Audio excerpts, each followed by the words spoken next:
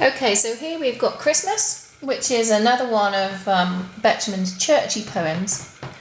This is quite a serious poem though, in that he gets to the heart of the meaning of Christmas and he's very passionate about that.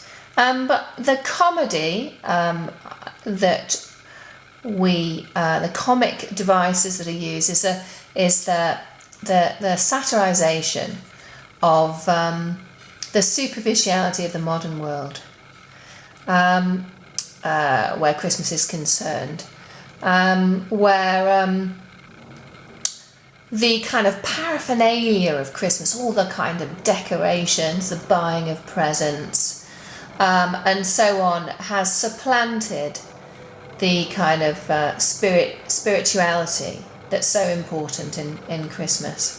And we know that Betjeman was practicing Anglican with really firm religious values, and we can see those in this poem.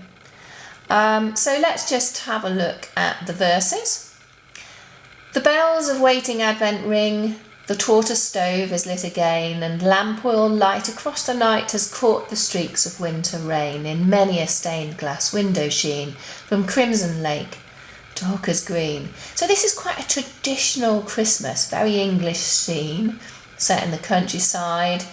In the past we've got tortoise stoves, which are slow burning stoves from long time ago. We've got lamp oil light, so this is a very old street light, and we've got the heat from the stove and the light from the oil light. It creates a sort of feeling of a lovely warm old traditional Christmas scene. And the Crimson Lake to Hooker's Green, well, these are actually the official titles of colours in an artist's palette, so I guess he's talking about the colours in the stained glass window. They're not places, which some of you thought they were Hooker's Green and Crimson Lake. So second verse, holly in the windy hedge and round the manor house the yew will soon be stripped to deck the ledge, the altar, font and arch and pew, so that the villagers can say, the church looks nice on Christmas Day. So again, very traditional scene. We've got kind of country, manor house, we've got holly and so on, and all of that's being the yew and the holly are being trimmed and used to decorate the local church, so that everybody can say the church looks nice. So everything's very happy and very Christmassy and very traditional and very lovely, terribly English.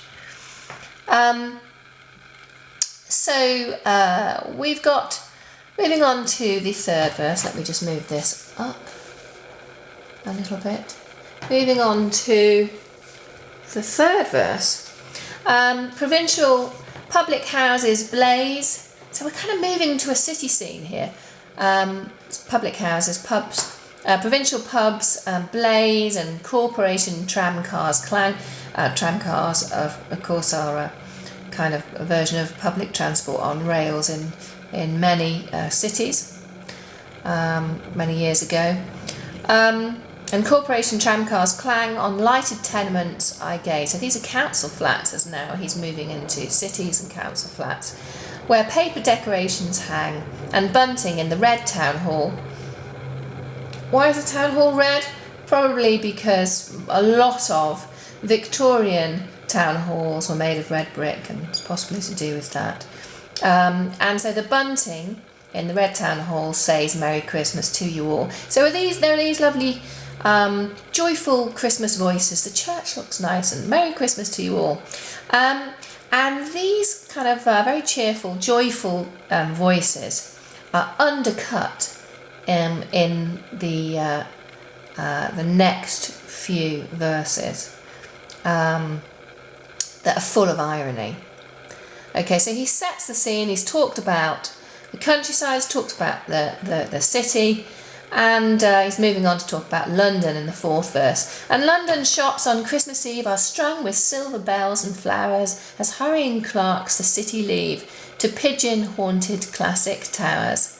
And marbled clouds go scudding by the many-steepled London sky. So it's a sense that these people on Christmas Eve, the city workers, are on the train, maybe going home. Pigeon-haunted classic towers. I think they're going to, the outskirts of London, the kind of commuter belt, little towns and villages. And girls in slacks remember Dad, and oafish louts. So girls in slacks, trousers, and oafish louts remember Mum. So these are kind of like perhaps children who normally throughout the year don't really pay much attention to Mum and Dad, but suddenly it's Christmas and they suddenly think about Mum and Dad. So there's a sense, there's irony now that's developing in this poem, in the 1, 2, 3, 4, and the 5th verse. And sleepless children's hearts are glad, and Christmas morning bells say, come, even to the shining ones who dwell safe in the Dorchester Hotel. So the church welcomes everyone, even the wealthy, privileged class, the shining ones who are spending time in the Dorchester Hotel. So, but there's there's growing irony there, isn't there? So let's move back up to the 6th verse. Yeah, the 6th verse. So this is where the last 3 verses, we've got Betjeman moving on to the most important message in his poem. The last 3 verses seem to celebrate the wonder of Christ's birth. And is it true? And is it true, the most tremendous tale of all, seen in a stained glass window's hue, a baby in an ox's stall? The maker of the stars and sea become a child on earth for me? Lots of questions here, lots of rhetorical questions that are repeated here. And they kind of like bring to mind, the wonder of this event, but also perhaps suggest, doubt as well. Is it true? The most tremendous tale of all. A tale that, quite frankly, is difficult to believe in its far-fetchedness. But he returns to the image of the stained glass window, the Christmas image of the baby in an ox's stall. But this is something that's personal to him, because look at the last line of that verse. The maker of the stars and sea become a child on earth for me. So there's some personal relevance for this story, for Betjeman. And is it true? Again, that repeated question, is it true?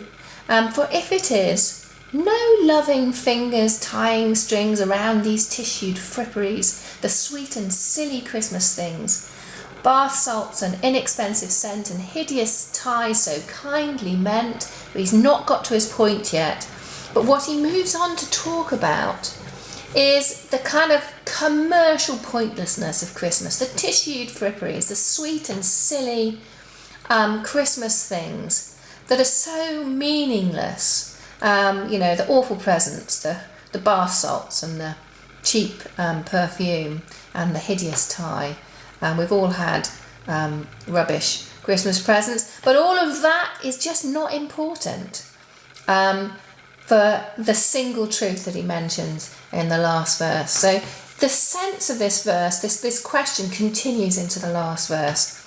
And is it true?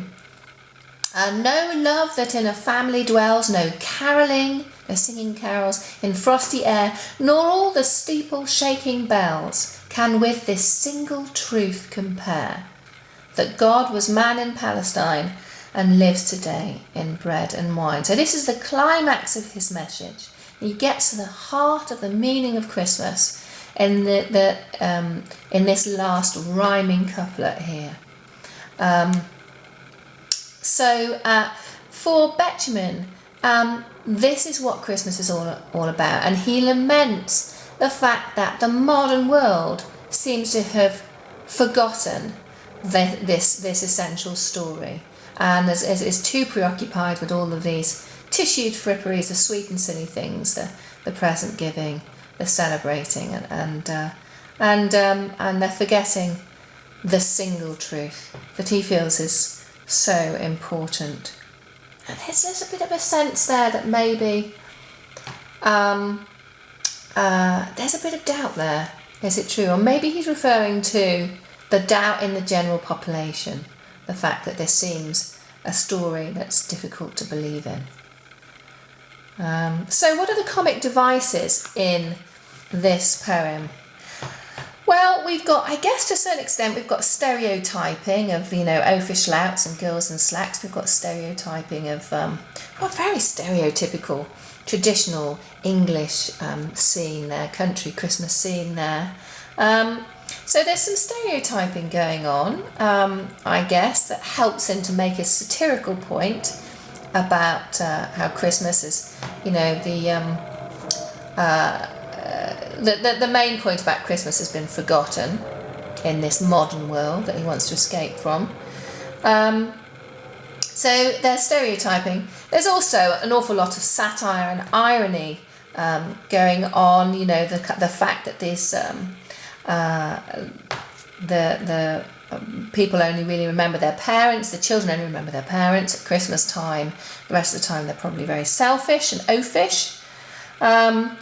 And I guess we've got a comparing of old being good and new being bad, the new way of doing things, the kind of tissued fripperies, the sweet and silly Christmas things.